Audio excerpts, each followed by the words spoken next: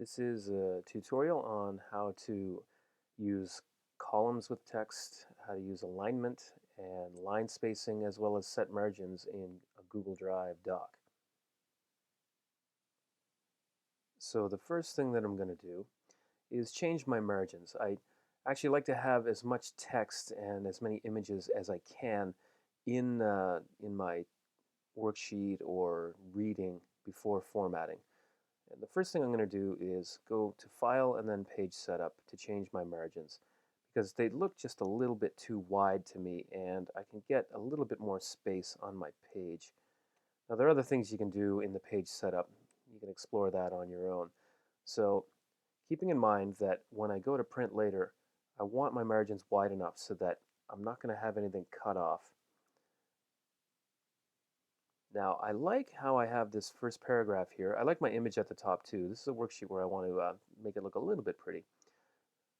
It's this first paragraph here that I've got three paragraphs actually, but they're all related to this one main introduction to the Renaissance. So I'm going to highlight them all, and I'm going to go to Format and then choose Columns, and I think I'm going to try 3 columns and see how that looks. So I've done that. I've still got my spaces in between here. I think that looks pretty good, so I'm going to leave it as it is.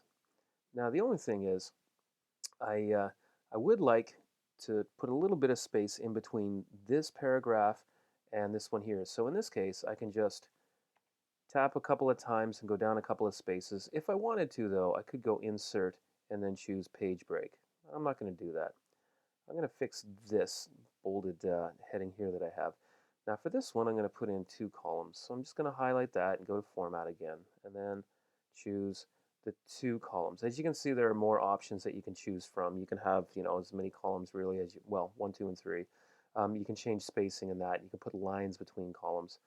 I'm not going to do that. I'm just going to go to Format, Columns, and choose 2.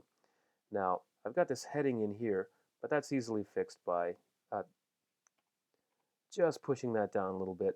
If I wanted to, I can keep it like this, or if I prefer, I can just tap down one more line by hitting Enter, and then I've got something else. But I want to stay consistent and put my heading the same way it is everywhere else. Now, one other thing I want to do is maybe put in an image. So we're talking about the Renaissance, we're talking about artists and things. I think maybe right here, I'm going to embed a photo. So I've already copied my URL, so I'm going to go Insert and choose Image, and I'm going to do it by URL. Now mind you, you could go to Drive, you could search for it, but I'm taking the quick route. I've already found an image that I want to use. I'm going to copy and paste the address right there. Now it's probably going to come up relatively large. So as you can see, it fits in with a column automatically, which is nice. If I do want to change the size, I could minimize it, make it a little bit smaller. Again, that depends on the aesthetic that you want to have. I am going to give a little bit more, a little bit better spacing in there. I am going to add a border around that. It looks like there's a border, but I want that border, which is 4, to be consistent with this border here. Doesn't look so consistent, so I'm going to change that line weight just a little bit. And so now you can see that I've got everything coming down another line. So I don't really like that, which means I'm going to make this image a little bit smaller.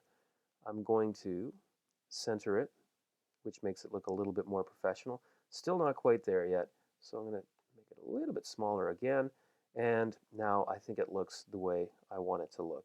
And I'll pull that up just to make that look a little bit better.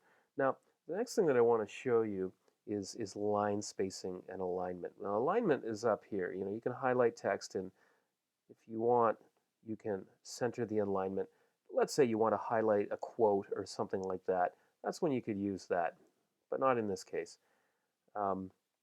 If you wanted to have a little more space between your lines, you can highlight the text that you want formatted. And you go right up here to your line spacing icons, and you can choose, do you want them single spaced, do you want it double spaced? And you can see it's only that piece of text that has been affected. Now I want to keep mine actually to single spacing because that's what I do believe I have in my whole document. Actually I don't, so I'm just going to undo that, and I'm going to go to 1.15, and essentially that's how you can use columns, alignment, line spacing, and margins. And just for the sake of looking a little bit prettier, I'm going to make that a little bit wider. I'm going to stretch it a bit. And since I want everything to stay on that one page, I'm going to tighten that up a little bit.